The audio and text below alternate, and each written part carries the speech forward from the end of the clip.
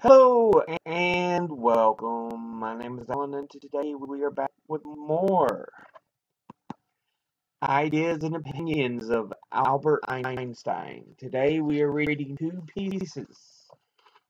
First is called The Heirs of the Ages. It was originally published in Mein Weltbild, Amsterdam Corridor Verlag, 1934. Previous generations were able to look upon intellectual and cultural progress as simply the inherited fruits of their forebears' labors, which made life easier and more beautiful for them. But their calamities of our times show us that this was a fatal illusion. We see now that the greatest efforts are needed if this legacy of humanity is to prove a blessing and not a curse. For whereas formerly it was enough for a man to have freed himself to some extent with personal egotism to make him a valuable member of society, today we must also be required to overcome national and class egotism. Only in the reaches of those heights, only if he reaches those heights, can he contribute toward improving the lot of humanity.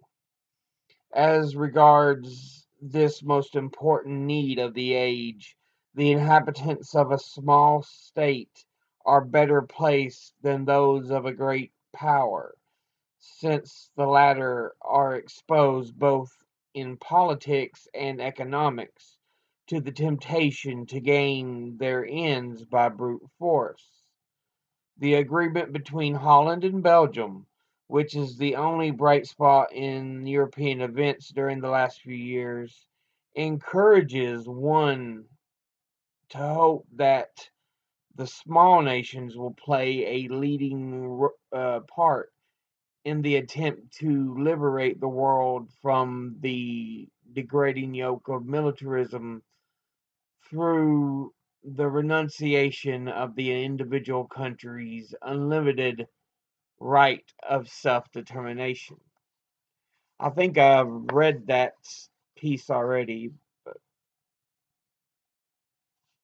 the other piece we're going to read is a fair bit longer,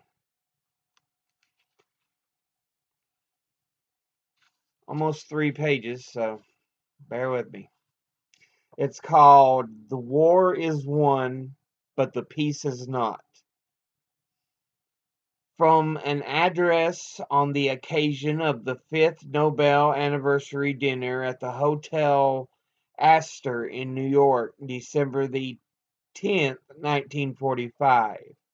Published in Out of My Later Years, New York Philosophical Library, 1950.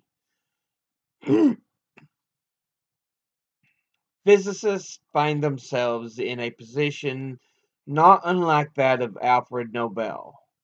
Alfred Nobel invented the most powerful explosive ever known up to his time, a means of destruction par excellence.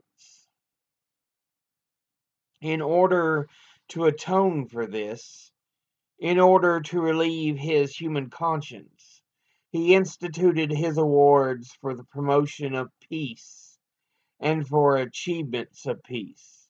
Today, the physicists who participated in forging the most formidable and dangerous weapon of all times are harassed by an equal feeling of responsibility, not to say guilt, and we cannot desist from responsibility or from warning and warning again. We cannot and should not slacken our efforts to make the nations of the world, and especially their governments, aware of the unspeakable disaster they are certain to provoke unless they change their attitude toward each other and toward the task of shaping the future. We help in creating this new weapon in order to prevent the enemies of mankind from achieving it ahead of us, which, given the mentality of the Nazis, would have meant inconceivable destruction and the enslavement of the rest of the world. We delivered this weapon into the hands of the American and British people as trustees of the whole of mankind, as fighters for peace and liberty. But so far we fail to see any guarantee of peace. We do not see any guarantee of freedoms that were promised to the nations in the Atlantic Charter. The war is won, but peace is not. The great powers, united in fighting, are now divided over the peace settlement. The world was promised freedom from war, but in fact has increased tremendously since the termination of the war. The world was promised freedom from want, but large parts of our world are faced with starvation, while others are living in abundance. The nations were promised liberation and justice, but we have witnessed and are witnessing even now the sad spectacle of liberating armies firing into populations who want their independence and social equality, and supporting in those countries by force of arms such parties and personalities as appear to be most suited to serve vested interests.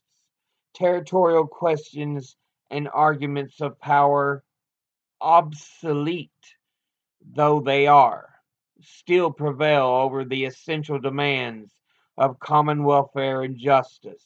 Allow me to be more specific about just one case, which is but a symptom of the general situation. The case of my own people, the Jewish people.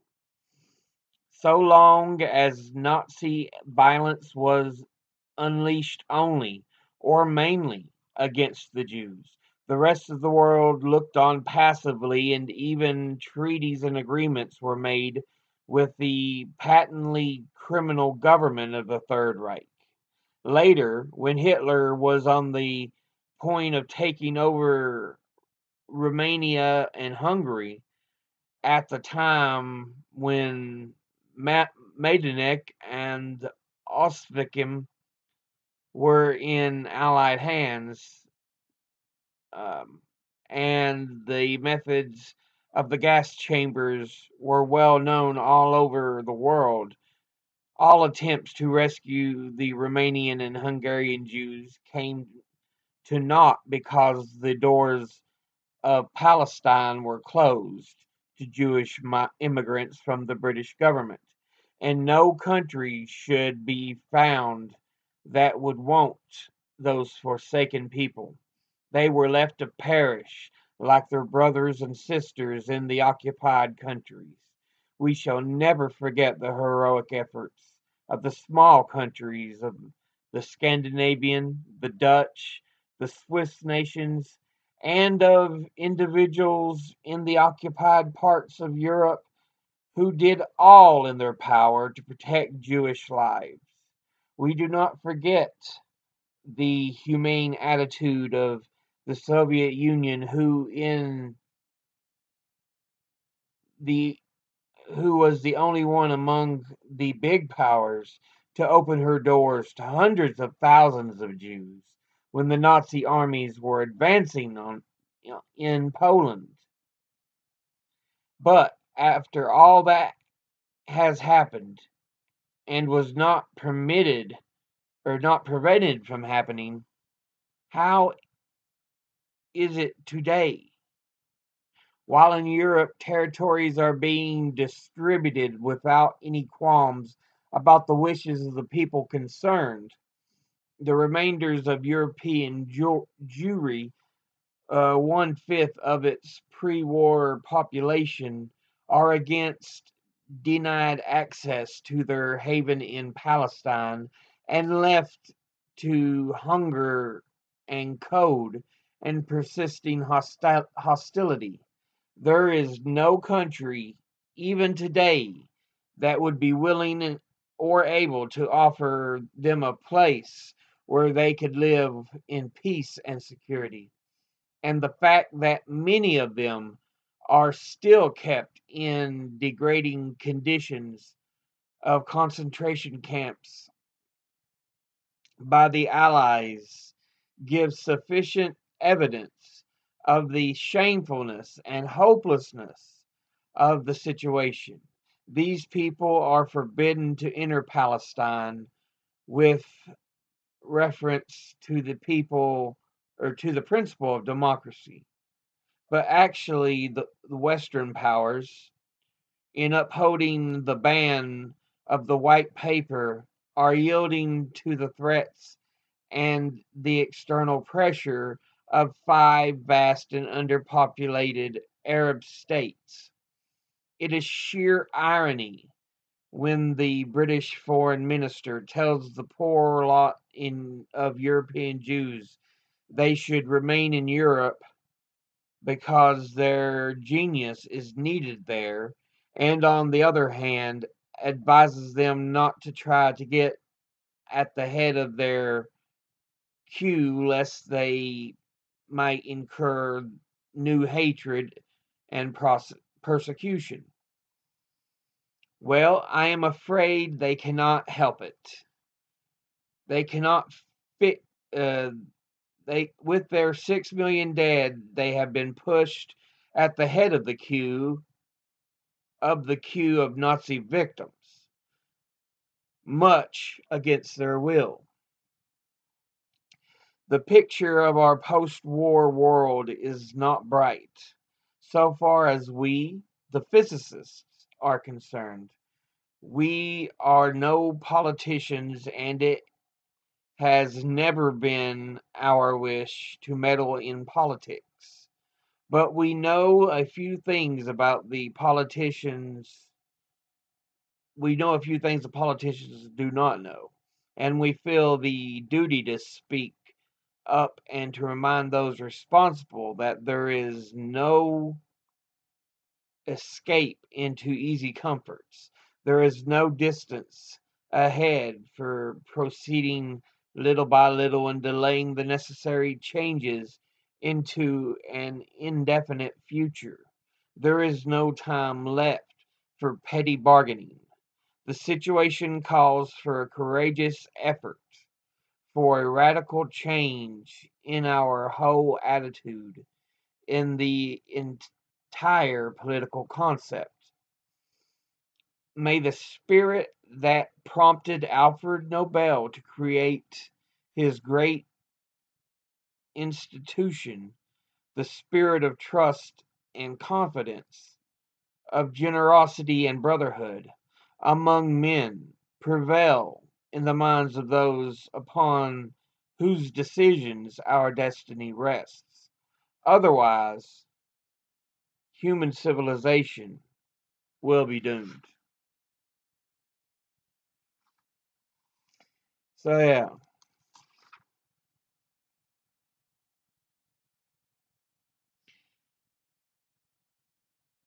Einstein talking in 1945 about how the Jews are kind of, even though they're freed from the Nazi concentration camps, they have no home to call their own.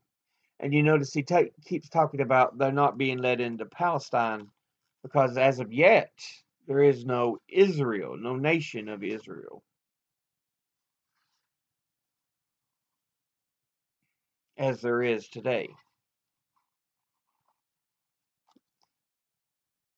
And so it ends up being that they don't want the division of the nation of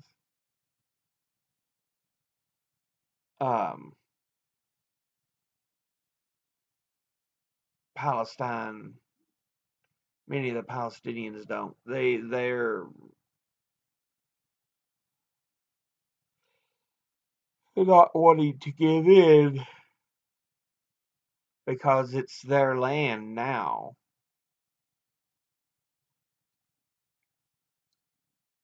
But yeah, and he talks about how many of the other nations of the world, they weren't really out to lend a helping hand, even with all they've done and been able to create. They weren't willing to show a little humanity. Uh, Einstein mentions the large nations of the world that actually helped the Soviet Union, which allowed in several Jewish immigrants after the Second World War. But yeah,